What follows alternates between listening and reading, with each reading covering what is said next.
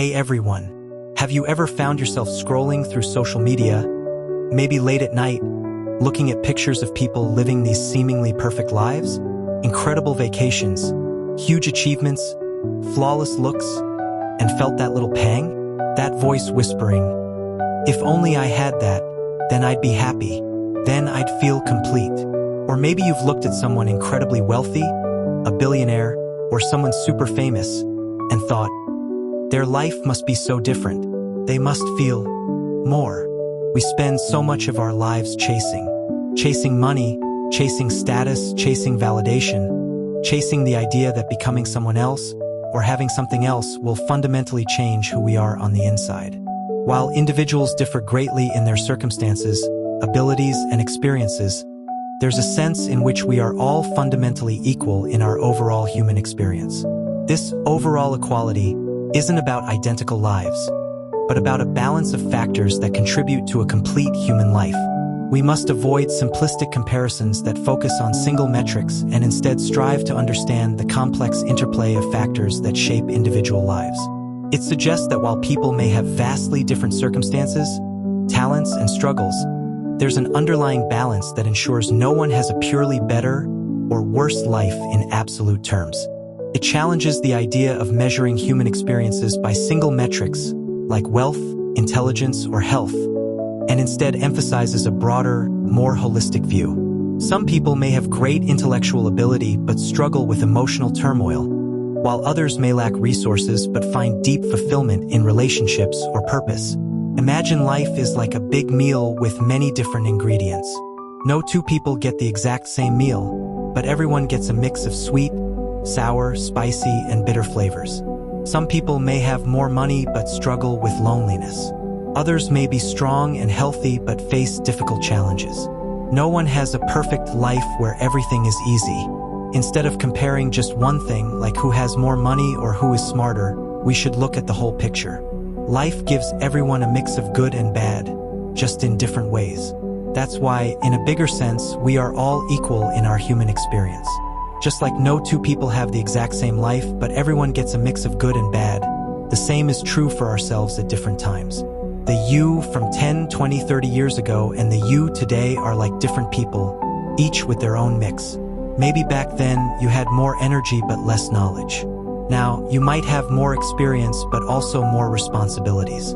Neither one is truly better or worse. They're just different versions of the same balanced human experience. So, just as we shouldn't compare ourselves unfairly to others, we also shouldn't see our past or future selves as simply better or worse. Every stage of life comes with its own trade-offs, making the overall experience equal in its own way. If every stage of life balances out, then in the end, one neither truly gains nor loses anything overall. It's like running on a treadmill. You move, but you stay in place in the grand scheme. Survival instinct keeps us moving and the illusion of progress makes us feel like we're getting somewhere. Then life is like a game where the rules make us play, but there's no ultimate prize. It overrides logic and keeps us going. Even when people lose all motivation or see no purpose, their body still fights to exist. It's almost like we are passengers in our own bodies, tricked by instincts into playing a game we didn't choose. Even knowing the truth doesn't free us because the drive to live is stronger than understanding. Animals don't question their instincts, they just live by them, fully immersed in the present moment. They don't overthink their survival or wonder about the meaning of life. They simply are. In a way, humans are caught between the instincts of survival and the overthinking of consciousness. If we could live more like animals, focused on the here and now, perhaps we would feel less burdened by the illusion of progress and more connected to the immediate experience of living. Maybe the peace you're talking about comes from accepting life as it is, without needing it to be anything more than what it is right now. You might say, if a billionaire feels hungry, clicks a button, and has quality food delivered.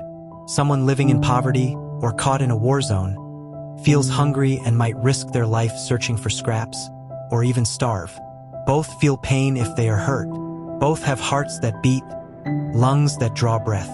Both are conscious, aware of themselves and the world, even if what they are aware of, comfort versus constant danger, is vastly different. Is a healthy 20-year-old really the same as a 70-year-old nearing the end of their life?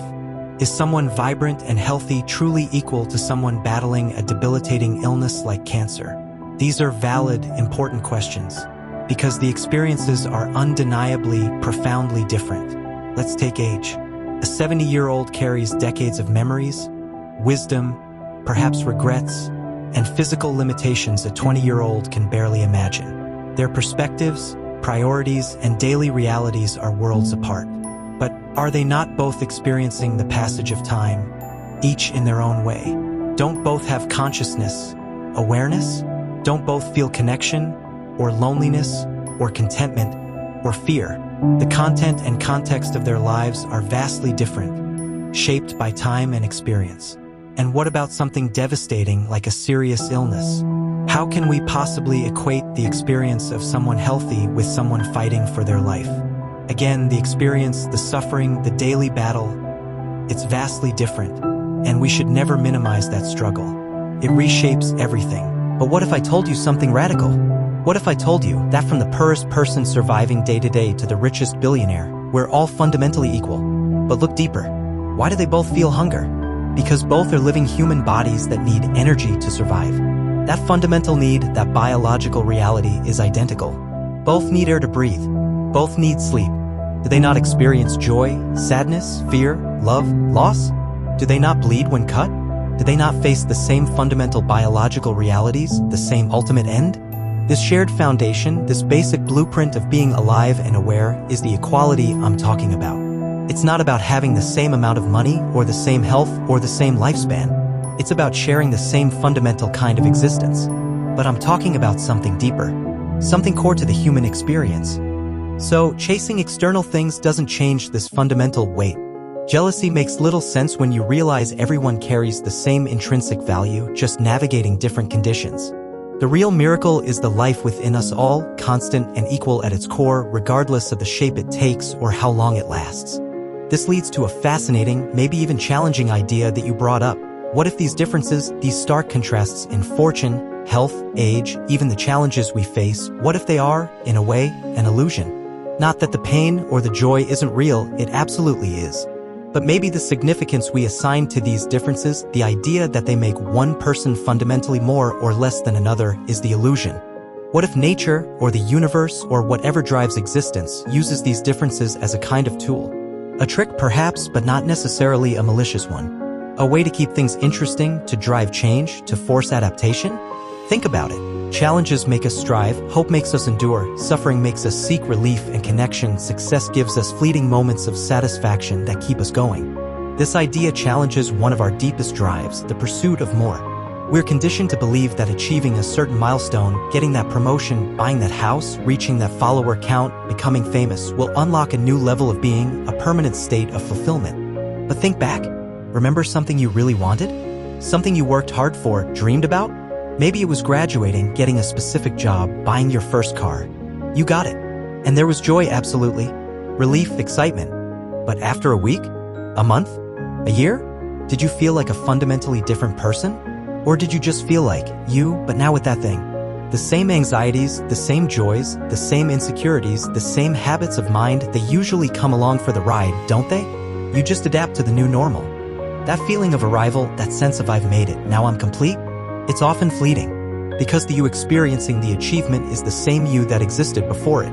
You don't suddenly download a new personality update called Fulfilled version 2.0. This brings us to jealousy.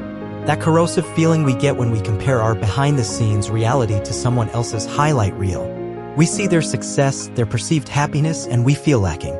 The fundamental sum of what we are at our core, this spark of awareness, this capacity to experience, is shared.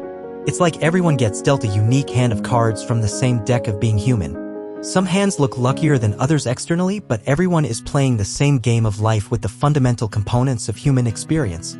What differs wildly is how we play the hand we're dealt, the choices we make, the circumstances we navigate, how we spend the energy and time given to us.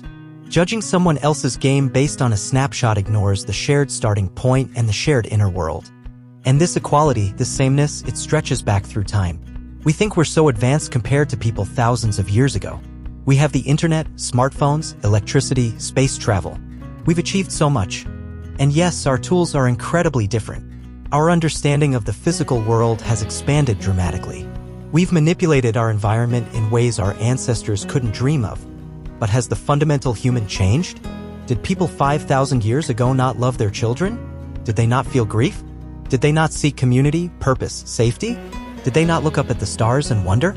Their methods were different, their knowledge base was different, but the core drivers, the deep-seated needs and emotions, they were likely remarkably similar. We haven't fundamentally changed human nature, we've just changed the structure of our societies, our tools, our environment. It's like taking clay, the same basic material, and molding it into different shapes. You can make a pot, a sculpture, a brick, it looks different, serves a different function, but the clay itself hasn't changed its essential nature. The universe operates on fundamental laws. As the old scientific principle states, matter is neither created nor destroyed, only rearranged. In a way, our technological progress is a grand act of rearrangement.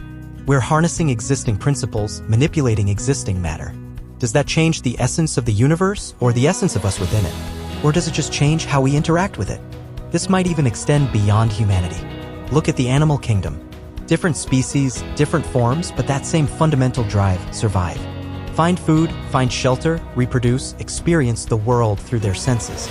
We share the core impulse. Our complex brains allow us to build intricate societies and technologies, to ponder philosophy, but strip it all back, and that raw instinct to live, to continue, is something we share with every living creature. We are, in that sense, connected to the entire web of life through this shared, fundamental drive. So, if achieving external goals doesn't bring lasting change to our inner self, if we're fundamentally equal in our core being to everyone else, past and present, and even connected to all life through the drive to survive, why keep going? Why wake up every day? If the sum is already equal, why strive? This isn't a call to despair or apathy. Quite the opposite. It's an invitation to shift our focus. Maybe the point isn't to become someone else or to reach some mythical endpoint of enough. Maybe the richness of life isn't found in comparison or accumulation, but in the experience itself. Because we are created to survive, to continue. That drive is innate. Instead of constantly measuring ourselves against an external, often illusory, benchmark, what if we embraced the journey? What if we focused on how we use the energy we have, how we connect with others, knowing they share our fundamental humanity, how we experience the world through our unique lens, moment by moment? Recognizing this fundamental equality doesn't diminish ambition, but it can reframe it.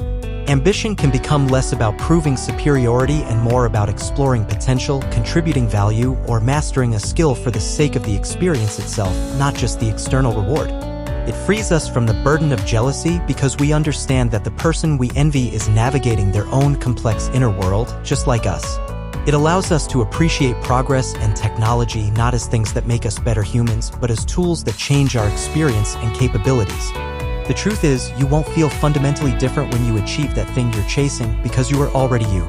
You are already a complete universe of experiences, thoughts, and feelings. You are already, in the deepest sense, equal to everyone who has ever lived or ever will live. So, the next time you feel the pang of comparison or the desperate need to achieve something to feel worthy, take a breath. Remember the great equalizer. Remember that the core of you is shared, constant, and already whole. Focus less on becoming someone else and more on fully inhabiting the incredible, unique, yet fundamentally equal you that you already are. What do you think? Does this idea resonate with you? Does it change how you view success or happiness? Let me know your thoughts in the comments below. It's a big idea and I'd love to hear your perspective. Thanks for watching and I'll see you in the next video.